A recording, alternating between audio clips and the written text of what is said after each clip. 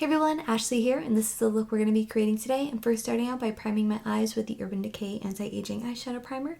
Then with the Colourpop Blush Crush Palette, I'm dipping into the shade The One with a Sigma E38 brush and patting this into my crease, bringing it all the way to the outer corner and inner corner, just to add a little bit of color to be our transition shade. And then I'm blending out all the edges.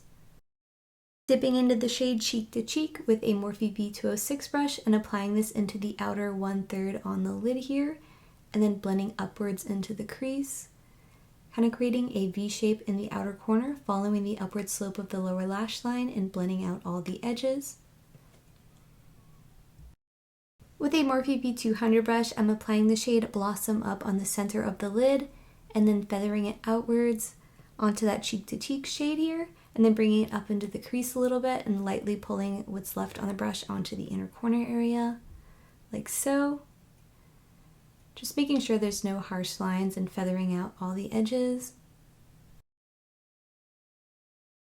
Again with that V200 brush, I'm applying the shade Lovesick to the inner corner of the eye, pulling it onto the lid, a little bit onto the lower lash line area, and then feathering out all the edges so there's no harsh lines.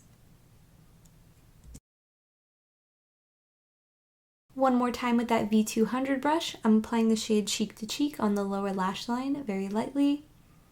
Then dipping into the shade Blush Wine with a Sigma E06 brush, I'm lightly lining the upper lash line, keeping the line thinner towards the inner corner and thicker towards the outer corner, making the line about the thickness of the brush bristles though. And then kind of feathering out that top edge a little bit. Just want it to be very soft.